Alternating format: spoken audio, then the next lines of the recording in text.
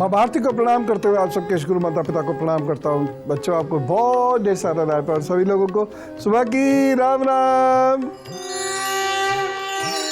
आज मैं आपको ढेर सारे लक्षण पूछूंगा और ये आपको अपने आप से बताना है कि आपका उत्तर हाँ में है, ना में है। और इनमें से यदि कुछ लक्षण भी आपके जीवन में परिलक्षित हो रहे हैं तो ये एक समस्या की ओर संकेत कर रहे हैं और फिर उससे निपटने के मैं ढेर सारे उपाय भी आपको बता दूंगा। ठीक है, तो अब हर प्रश्न को सुनिए और हाँ ना ये करते रहिए।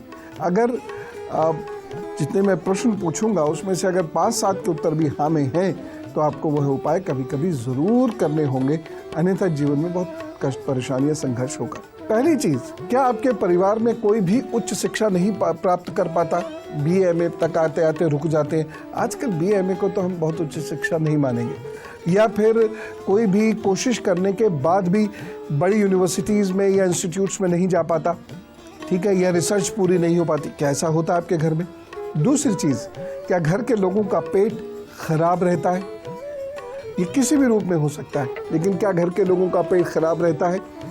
या फिर क्या घर के अधिकतर लोगों के क्रोध में अपशब्द निकल जाते हैं?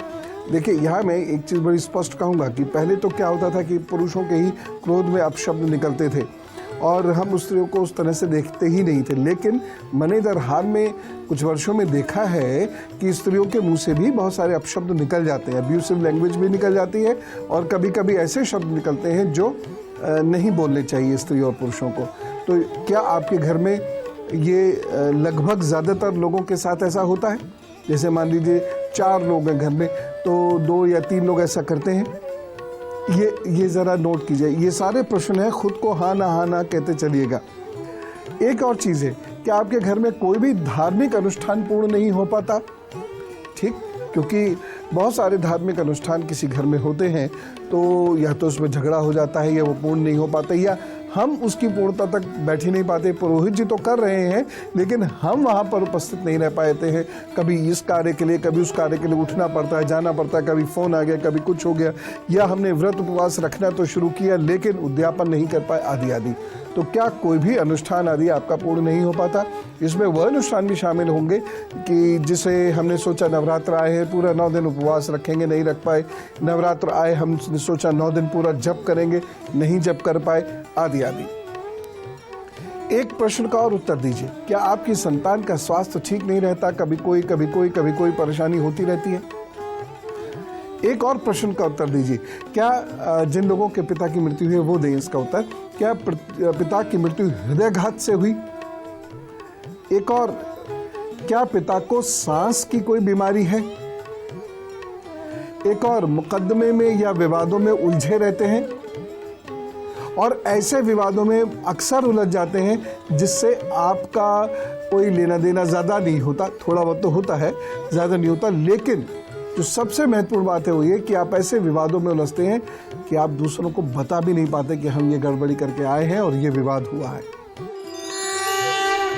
तो चलिए प्रश्नों का सिलसिला पुनः प्रारंभ करते हैं। देखिए, लक्षणों से भी आप उसी ही निष्कर्ष पर पहुंच सकते हैं जिस निष्कर्ष से आप हाथ से पहुंचते हैं या कुंडली से पहुंचते हैं। तो ये लक्षण फटाफट नोट कीजिए और ये अद्भुत रूप से, मैं बहुत रिसर्च के बाद बता रहा हूँ ये सब आपको।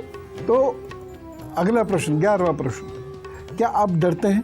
अब इसको मैं आपको थोड़ा सा समझा देता हूँ। डर का मतलब है सड़क पार करते हुए डर रहे हैं, बच्चों को बाहर भेजते हुए डर रहे हैं, बहन भाई को बाहर भेजते हुए डर रहे हैं, या फिर आपको ऐसे ही डर है, हाय मैंने उसको ये कह दिया, ये इतना गुस्सा तो नहीं हो जाएगा, इतना नाराज़ तो नहीं हो जाएगा, या इस प्रकार से मेरा सब लूट तो नहीं जाएगा, अब धन तो खर्च नहीं हो जाएगा। क्या आपको पिता का सुख नहीं मिला? अपने आप को हाँ ना जवाब देते जाइए। क्या कोई बुजुर्ग या शिक्षक या गुरु आपको बहुत दिनों तक या दिल से प्यार नहीं करता? बहुत सारे लोग होते, मैंने देखा, और हमारे भी मित्र मंडली जब हम लोग स्कूल जाते या कॉलेज जाते थे या जब आश्रम जाते थे तो कुछ लोगों को गुरु का प्यार मिलना एकदम शुरू हो जाता था, एकदम वो उनसे इम्प्रेस हो जाते थे। लेकिन पता नहीं क्या ऐसा बाद में होता था, या तो उनके व्यवहार से कुछ परिलक्षित होता होगा ऑब्वियसली, तो वह फिर उन्हें पसंद नहीं करते थे। ऐसे शिक्षक, ऐसे गुरु, तो क्या ये आपके साथ तो नहीं होता कि बुजुर्ग हैं, शिक्षक हैं, गुरु हैं, तो आपको शुरू में तो प्यार देते हैं, बाद में आपसे विमुख होने लगते हैं और आपके साथ अपनी चीज़ें शेयर नहीं करते, आपके साथ बैठते नहीं, आपको मदद भी नहीं करते, आपको स्वयं से दूर करते हैं। अगला, क्या भाई का या भाई को सुख नहीं, यानी आपके या तो भाई हैं ही नहीं और या है भी तो वो बहुत परेशान है। अगला, क्या बहन को या बहन का सुख नहीं है, यानी या बहन है ही नहीं, है तो बेचारी इतनी परेशानी में है, किसी भी रूप की वो परेशानी हो सकती है कि उसका जीवन सुखपूर्वक नहीं बीत रहा। अगला, क्या बाल 25वें वर्ष से कम होने लगे और उम्र के 28, 29, 30, 32 साल तक आते आते बाल बहुत सारे झड़ गए। अगली बात, क्या महत्वाकांक्षाएं बहुत हैं, बहुत ऊंचा, बहुत बड़ा कुछ ऐसा बनना चाहते हैं और हर वक्त वही कल्पनाएं करते रहते हैं। अगला, गर्दन, हृदय, कमर या पंजों में दर्द बना रहता है, गर्दन, कंधे, हृदय और पंजे, इसमें दर्द बना रहता है, या इन स्थानों पे चोटें बहुत लगती हैं या इन स्थानों में कोई ना कोई प्रॉब्लम होती ही रहती है, ऐसा है क्या? अच्छा, हमने लक्षण बता दिए, आपने हाना कर ली होगी। यदि 5-6 समस्याएं भी उनमें से दिखाई दे रही हैं तो ये उपाय करना शुरू कर दीजिएगा। एक तो है शिव जी की उपासना। यदि आपके जो मैंने लक्षण बताए उसमें ज़्यादातर उत्तर हाँ में आए हैं तो आप, यानी 10 या उससे अधिक उत्तर हाँ में आए हैं, तो शिव जी की उपासना आपको नियमित करनी है। ओम नमः शिवाय, शिवाय नमः ओम, या तो इसका जप, नहीं तो सर्वश्रेष्ठ रहेगा महामृत्युंजय का जप। और महीने की 1 त्रयोदशी को बैठिए और रुद्राभिषेक भी कर लिया कीजिएगा। दूसरा उपाय, अनाज का नियमित दान कर दें। महीने में 1 बार ही करें, लेकिन अगर इसमें 5-6 समस्याएं भी आपकी समस्याओं से टली खा रही हैं तो फिर निश्चित रूप से ये दान करना शुरू कर दीजिए।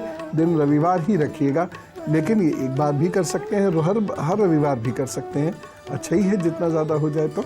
एक और उपाय है, माताजी, शिक्षक और गुरु, इन 3 को जितना हो सके प्रसन्न रखें, क्योंकि ये अगर लक्षण हैं जो मैंने अभी बताए हैं और उसमें से 5-6 लक्षण भी यदि आपके किसी लक्षणों से मिल रहे हैं तो माता, शिक्षक और गुरु कभी प्रसन्न नहीं रहेंगे, या कोई ना कोई उनको समस्या रहेगी, उनका सुख आपको नहीं मिलेगा। लेकिन आप अपनी तरफ से कोशिश करते रहिएगा। अगला उपाय है, ऐसे लोगों को तरबूज का दान यदा कदा करते रहना चाहिए।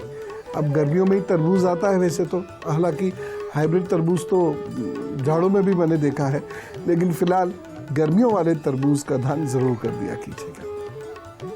एक बहुत अच्छा उपाय बताता हूँ, जो ये सारी समस्याएं यदि आपके परिवार में हैं तो लौकी या तुरई का दान बुधवार को जरूर कर दिया कीजिए। क्वांटिटी आपके ऊपर है, लेकिन ये कर जरूर दिया कीजिए। और किसे करना है? 2 लोगों को, या तो 8 वर्ष से छोटी कन्याएं मिल जाएं आपको, उनको कर दीजिए, या फिर किन्नर, उनको कर दीजिए। जो ले ले, ठीक है ना, जो ले ले उसको धन्यवाद कहिए। धीरे धीरे आप देखिएगा कि ये जो दुर्गुण उत्पन्न हो रहे हैं ये ठीक होते चले जाएंगे, या जो दुर्योग उत्पन्न हो रहे हैं अपने आप ठीक होते चले जाएंगे। एक और उपाय है मछलियों को भोजन देने का। इसे एक नियम बना लीजिए। हर रोज़ तो शायद बहुत सारे लोगों के लिए पॉसिबल नहीं हो पाएगा, लेकिन महीने में 1 आध दिन तो ज़रूर निकाल लीजिए जब आप मछलियों को भोजन दिया करें। और रोज़ हो जाए तो क्या कहने। एक बहुत महत्वपूर्ण उपाय और वो है जीवन साथी की सेवा किया करें। अच्छा, स्त्रियां तो करती ही हैं, पुरुष करना पड़ेगा। जीवन साथी आपसे प्रसन्न रहना चाहिए, इसके लिए आपको प्रयत्न करना पड़ेगा। अब वह आपके प्रयत्न से प्रसन्न हो या ना हो ये उनकी मर्जी, क्योंकि दूसरे की मर्जी तो है ना वो प्रसन्न हो रहा है या नहीं हो रहा, लेकिन आपको उन्हें प्रसन्न रखने का प्रयास अवश्य करते रहना चाहिए। एक और चीज, माँ को प्रसन्न रखने की कोशिश करते रहें। और अब गुरु मंत्र, तो जो मैंने आपको लक्षण बताए हैं, यदि इसमें से कुछ लक्षण भी हैं आपकी जिंदगी में, तो पीले कपड़े में लाल रत्ती और सोना बांधकर सिरहाने रखिए। अपने ही सिरहाने रखना है, किसी को देने के लिए नहीं कह रहा। तो पीली रत्ती करीबन ऐसी समझ लीजिए 50 ग्राम, और कोई सोने की चीज बांध लीजिए पीले रंग के कपड़े में, सिरहाने रख के सोने रखिए। इनमें से बहुत सारी बाधाएं, परेशानियां प्रभु कृपा से खत्म हुई। तो ये लक्षण जो है ये बहुत महत्वपूर्ण है। कोई भी ग्रह जब आपका बुरा करने वाला होता है कुछ लक्षण उत्पन्न करता है, और यदि इन लक्षणों को आप समझ लेते हैं तो बहुत बड़ी परेशानियों से आप बच सकते हैं। कल फिर से मुलाकात करेंगे, तब तक खूब खुश रहिएगा, खूब खुश रखिएगा, और बच्चों लिख लिख कर याद करना है। चलो, राम राम, नमस्कार।